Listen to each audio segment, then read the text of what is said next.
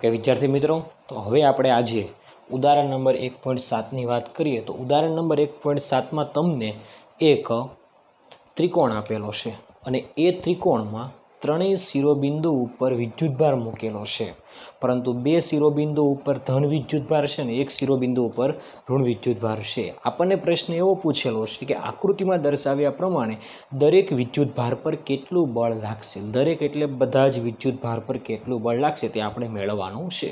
તો ત્રણ વિદ્યુતભાર છે તો કે એ ઉપર કેટલું બળ લાગશે, બી ઉપર કેટલું લાગશે અને સી ઉપર કેટલું લાગશે. વિદ્યાર્થી મિત્રો, આવો દાખલો હોય તો ત્યારે તમારા મગજમાં એક જ કોન્સેપ્ટ આવવો જોઈએ કે સંપાતપણાના સિદ્ધાંતનો આપણે ઉપયોગ કરવાનો છે. ખ્યાલ આવી ગયો? તો આપણે સંપાતપણાના સિદ્ધાંતનો ઉપયોગ કરીએ અને આપણે દરેક વિદ્યુતભાર ઉપર કેટલું બળ લાગે છે એની વાત કર્યા પહેલાં આપણે આવું કહી શકાય કે સમબાજુ ત્રિકોણ છે, એટલે સમબાજુ ત્રિકોણમાં ત્રણેય બાજુઓનું માપ એક સમાન છે, એટલે કે દરેક વિદ્યુતભાર વચ્ચેનું અંતર પણ એક સમાન થશે. તો એનો મતલબ એવો કે A B is equal to BC, એટલે આપણે પહેલું સોલ્યુશનમાં આવું લખી શકાય કે દરેક બાજુઓના માપ સરખા હોવાથી A B is equal to BC is equal to C એ.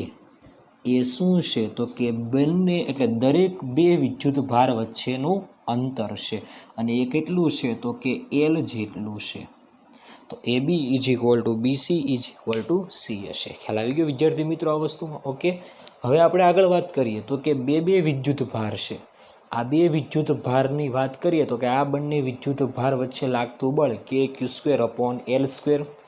આ બે વિદ્યુતભાર વચ્ચે લાગતું બળ કે Q square upon L square. આ વિદ્યુતભાર એટલે આ બે વિદ્યુતભાર વચ્ચે લાગતું બળ એફ ઇઝ ઇક્વલ ટુ કે Q square upon L square. ત્રણેય ઉપર તો કેવું છે? સમાન છે. ખ્યાલ આવી ગયો વસ્તુમાં? તો આપણે આવું લખી શકાય કે એફ ઇઝ ઇક્વલ ટુ કે Q square upon L square. મૂલ્યની વાત કરીએ તો મિત્રો આ શું છે તો કે દરેક બે વિદ્યુતભાર પર લાગતા બળ, એટલે કે બે વિદ્યુતભાર વચ્ચે આટલું બળ લાગે છે. એટલે આનું આપણે ટૂંકમાં લખી શકાય કે બે વિદ્યુતભાર વચ્ચે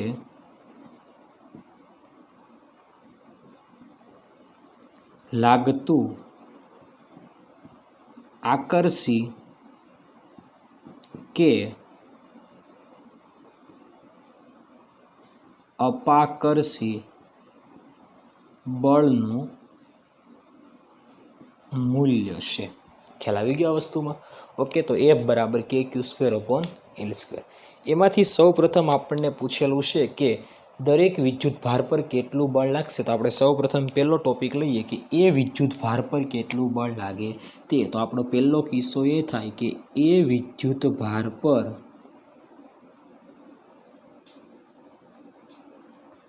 લાગતું કુલ બળ F A is equal two આ એ વિદ્યુતભાર પર સંપાતપણાના સિદ્ધાંત અનુસાર કોણ બળ લગાવી શકે તો કે બી વડે એ પર લાગતું બળ. તો આ ધન વિદ્યુતભાર, એ ઉપર રહેલો ધન વિદ્યુતભાર, બંને વચ્ચે અપાકર્ષી બળ, એટલે અપાકર્ષી બળ ઉપરની વાત કરીએ તો એક બળ આ દિશામાં હશે.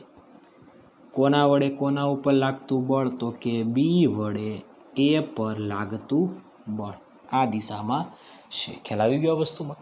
ઓકે, સી વડે એ પર લાગતું બળ માઇનસ ધન આકર્ષણ, એટલે આ દિશામાં બળ લાગશે.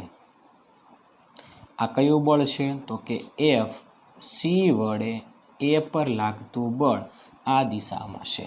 ખ્યાલ આવ્યું? બી વડે એ પર લાગતું બળ આ દિશામાં, સી વડે એ પર લાગતું બળ આ દિશામાં. તો એક બળ આ દિશામાં, બીજું બળ આ દિશામાં. તો એ વિદ્યુતભાર પર લાગતા પરિણામી બળ વચ્ચેથી ક્યાંક હશે. એટલે પરિણામી બળની આપણે વાત કરીએ તો પરિણામી બળ આ દિશામાં હોય, એટલે એફ એ. ખ્યાલ આવી ગયો આ વસ્તુમાં વિદ્યાર્થી મિત્રો? ઓકે, તો આપણે સૂત્ર લખીએ. એફ એ એટલે સંપાતપણાના સિદ્ધાંત અનુસાર બી વડે એ પર લાગતું બળ પ્લસ સી વડે એ પર લાગતું બળ. મૂલ્યની વાત કરીએ તો કે એફ એ માનાંકમાં પણ લખી શકાય અથવા કોરે કોરું પણ લખી શકાય અથવા આપણે આવું પણ લખી શકાય એફ એ. ચલો મૂલ્યની વાત કરીએ તો કે વર્ગના સરવાળાનું વર્ગમૂળ એટલે આપણે વાત કરીએ F A B square plus F A C square plus 2 FAB FAC cos. વિદ્યાર્થી મિત્રો આ બે બળો વચ્ચેનો ખૂણો 120 છે. ખ્યાલ આવી ગયો આ વસ્તુમાં મિત્રો? ઓકે, આગળ વાત કરીએ FAB અને FAC ત્રણેય આ બંને વિદ્યુતભાર વચ્ચે લાગતું બળ આટલું, આ બે વિદ્યુતભાર વચ્ચે લાગતા બળનું મૂલ્ય આટલું છે. તો આપણે બંને વખતે F લખી શકાય. એટલે આપણે હવેનું સ્ટેપ આવું કરી શકાય કે FA ઇઝ ઇક્વલ ટુ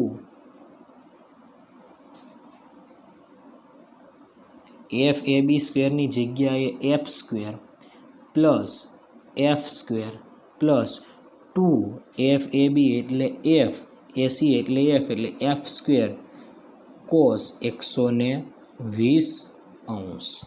ખ્યાલ આવી ગયો વિદ્યાર્થી મિત્રો આ વસ્તુમાં? ઓકે, આપણે આગળ કિંમત મૂકી દઈએ બધી વસ્તુમાં. તો કે Fની વેલ્યુ આપણી પાસે છે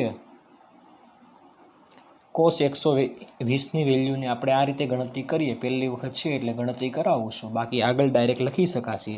તો કે એફ એ એટલે એ વિદ્યુત ભાર પર લાગતું બળ F A is equal to F square plus F square plus 2F square cos 120ને આવું લખી શકાય કોસ 90 પ્લસ 30 લખી શકાશે ને? ઓકે, આગળ વાત કરીએ તો કે F A is equal to F square plus F square plus 2F square cos 90 plus 30 એટલે માઇનસ સાઇન 30. કારણ કે કોસ 90 એ વિધેય બદલાય, કોસનું રૂપાંતર થાય સાઇનમાં. ખ્યાલ આવ્યો આ વસ્તુમાં? ઓકે, તો કે હવે આપણે કિંમત મૂકી દઈએ. તો કે F A is equal to F square 2F square minus 2F square cross sine 30ની વેલ્યુ 1/2 2 કેન્સલ એટલે વધશે F A is equal to 2F square minus F square એટલે વધશે ખાલી એફ સ્ક્વેર વર્ગમૂળમાં એફ સ્ક્વેર એટલે F A is equal to F. આ બળના મૂલ્યની વાત થઈ કે એ વિદ્યુત ભાર પર બળ લાગશે કેટલું? તો કે એફ જેટલું. ને એફ કેટલો છે? KQ²/L². ખ્યાલ આવી ગયો વિદ્યાર્થી મિત્રો? આ હતું બળનું મૂલ્ય છે. મિત્રો આ મૂલ્યની વાત થાય છે. ખ્યાલ આવ્યો આવશો? દિશાની વાત આપણે કરવી હોય તો દિશા માટે એફ એ એટલે એ પર લાગતા બળની દિશા. તો આપણે દિશા સ્વરૂપે લખવું હોય તો કે એફ કેટલા છે? તો કે KQ²/L². ખ્યાલ આવી ગયો? દિશા કઈ દિશા છે? આ દિશા છે. આ દિશા એટલે કઈ દિશા? તો કે બી થી સી તરફની દિશા. ખ્યાલ આવી ગયો? ન આવી ગયો? તેનો મતલબ એવો કે એ પર લાગતા બળની દિશા એ BCને કેવી છે? સમાંતર. એટલે કઈ દિશામાં છે? તો કે બી થી સી તરફની દિશામાં. એટલે આપણે આવું લખી શકાય તો કે બી થી સી તરફની દિશામાં. તો આપણું આ પહેલી વસ્તુ આવી ગઈ કે એ વિદ્યુત ભાર પર લાગતું બળ કેટલું છે? કેટલું છે? KQ²/L² બી થી સી તરફની દિશામાં. તો કે બી થી સી તરફ આમ છે તો આને સમાંતર દિશા આ દિશામાં થાય છે. ખ્યાલ આવી ગયો કે ન આવી ગયો? વસ્તુમાં દિશાની વાત કરીએ છીએ. ખ્યાલ આવી ગયો? નકર અહીંયા આગળ આટલું બધું ન લખવું હોય તો BC કેરેટ પણ લખી શકાશે. આ લખો એટલે વેલિડ છે. ખ્યાલ આવી ગયો આ વસ્તુમાં? ઓકે, હવે આપણે વાત કરીએ તો કે અત્યાર સુધીમાં આપણે વાત કરેલી તો કોની વાત કરેલી? એ વિદ્યુત ભાર પર લાગતું કુલ બળની વાત કરેલી. હવે આપણે બી બિંદુ પર એટલે બી વિદ્યુતભાર એટલે એ બિંદુએ મૂકેલા વિદ્યુતભાર પર લાગતું કુલ બળની વાત કરેલી. તો હવે આપણે બી બિંદુએ મૂકેલા વિદ્યુતભાર પર કુલ બળની વાત કરીએ એટલે બી બિંદુએ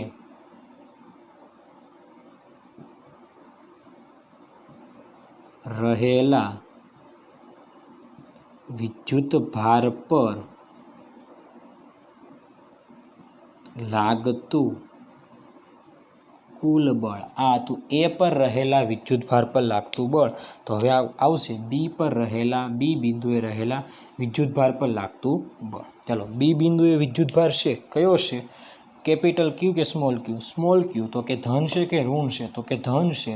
તો એ વડે બી પર બળ લાગશે અને સી વડે બી પર બળ લાગશે. સંપાતપણાના સિદ્ધાંત અનુસાર આપણે એ વડે બી પર બળ લાગે. એ કેવો છે?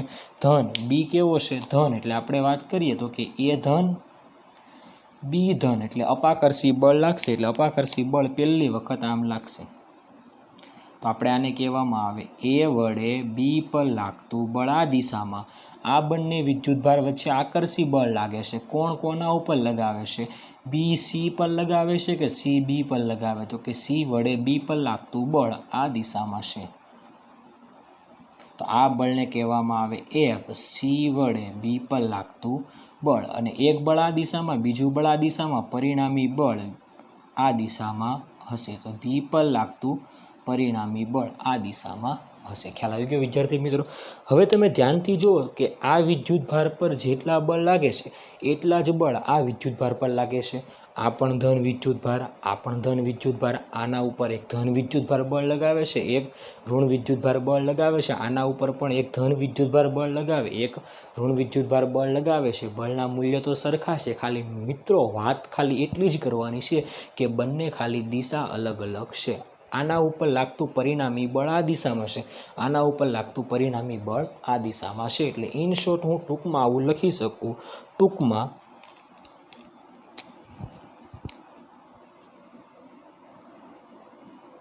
આપણે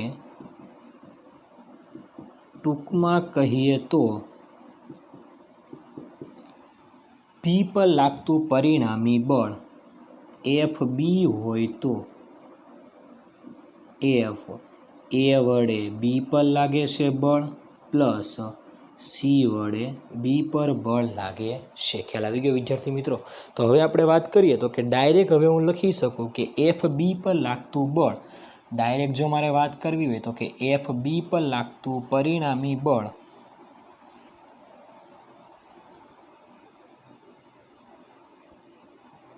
ઇઝ ઇક્વલ ટુ એફ જ થાય. અને એ કેટલું થશે તો કે કે Q square upon L square. મિત્રો દિશાની પણ હાથે હાથે વાત કરી લઈએ તો દિશા કઈ દિશામાં હશે તો કે આ દિશા. આ દિશા એટલે કઈ તો કે એ થી સી તરફની દિશા. તો અહીંયા બી થી સી તરફ હતું તો અહીંયા આગળ લખી શકાય એ થી સી તરફની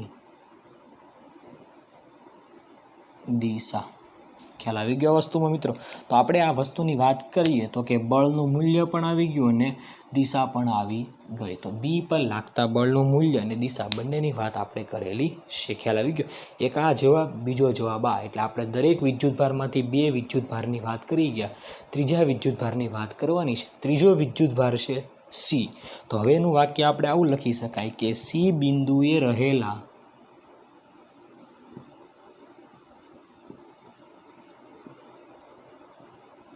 વિદ્યુતભાર પર લાગતું બળ. સી બિંદુએ રહેલા વિદ્યુતભાર પર લાગતા બળની વાત કરીએ